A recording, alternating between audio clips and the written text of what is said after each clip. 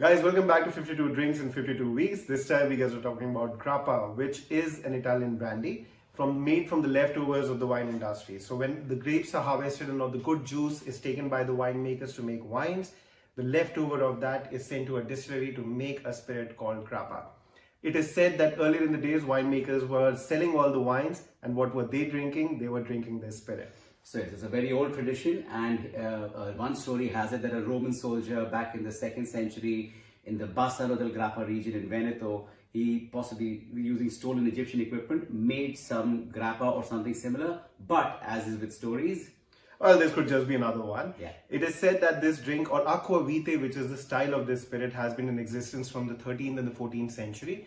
And in the 17th century, this style of spirit, which was not called Grappa at that point in time, the producers became much more famous and they created their own association. But the word Grappa came in the 19th century for the first time, coming from a local word called grappolo, which means bunch of grapes.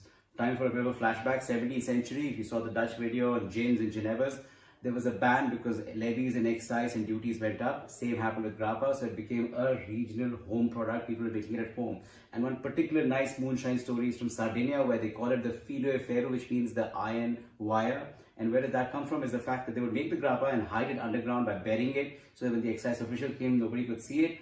And there was only an iron wire sticking out of the ground, which eventually rusts and leaves a red spot on the topsoil, and that's the only way to tell where you buried your grappa. That's pretty smart of that. That's a nice way. Maybe you can find some moonshine today in Sardinia if you go there. Right. So that was there. And then it was until the 19th century when Gianola Nonnino starts a brand and sort of formalizes and makes an official sort of an outing for grappa rather than just being a homely beverage. And that's when everything starts to fall into place. Right. So it still has remained a little bit craft till then, but now it is coming into its own and it is becoming a little bit of a complex drink as well. There are single varietal grappas, blended ones, filtered, unfiltered, thank you, sweetened, unsweetened, aged, unaged one. So that one is clear, but we have a oak aged one as well, and it actually looks like any other brown spirit. So chances are this is going to be an interesting one. Well, so here's our taste of grappa, right? Yeah. Alright, so it definitely smells like a grape-based distillate. You can get that, and it's a little hazy, maybe a pink tinge to it. So unfiltered, possibly. We're not adding any water to this. What's the strength of the alcohol? This is about 43% alcohol, and this is made from probably just a single varietal, which is called Traminer, the daddy of Gewurz Traminer. So it's got the nice spicy. This is like the aroma side to it. Yeah, yeah, it is pretty aromatic. It does not need a lot of working around it. It comes out of the glass very easily. It is aromatic. It's a little sappy. It's a little green as well, which probably just comes from the process itself, where the stems are put in, the seeds are put in as well. Taste it. It's very expressive. I think there might be some sugar added post distillation to give a little more body and volume and amplitude.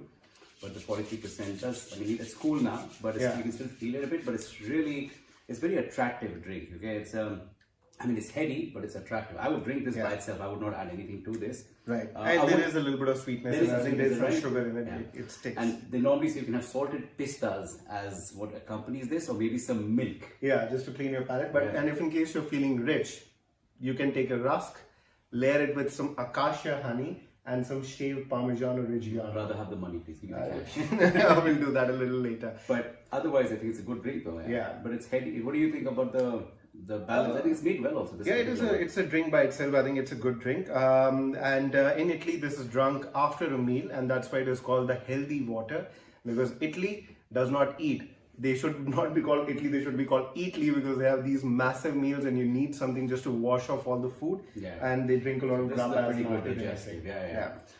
But you don't have to have just a digestive.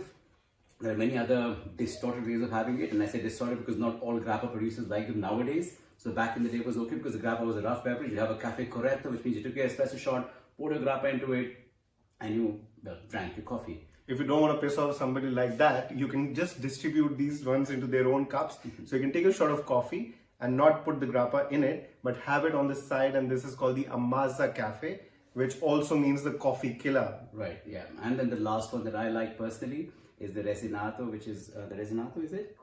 A resinthine, sorry, it's called the resinthine. But the idea being it's a rinse. So what you do is you take your coffee espresso, I put some sugar in it. Once you've had your coffee, there's still some dregs and bits of sugar lying. Now I put my grappa into that, I rinse the glass so nothing goes waste. So just like grappa, that's zero waste and sustainable. So was my coffee, and then I shoot it. But all three of them, as I said earlier, were done when the grappas were maybe crude and rough. Yeah. This here, I think, is a very fine polished product. And talking about that, grappa is now coming into a mainstream.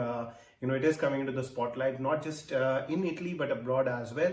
The bartenders are trying to play a lot with this one, so chances are we'll see more of it. Actually, there is a bar in Delhi called the Grappa Bar. Oh yeah, that's true. Actually, yes. The so how would you want to use it in a cocktail? I think for me, my favorite family of drinks is sours, so I'd make a sour out of it. So egg white, sugar, lemon juice, ice. So Grappa sour is one. I would drink it like a daiquiri or margarita, or even like a caprioshka or something of that sort. I don't think there'll be anything wrong. Or on ice just works. Or with pineapple juice. Okay. Well, we've got ample options, right? So that's Grappa. So I think, drink it, try it for yourself with coffee, without coffee, in a cocktail, or just by itself. I think it's a good drink to add to the repertoire, right? Cheers. Cheers.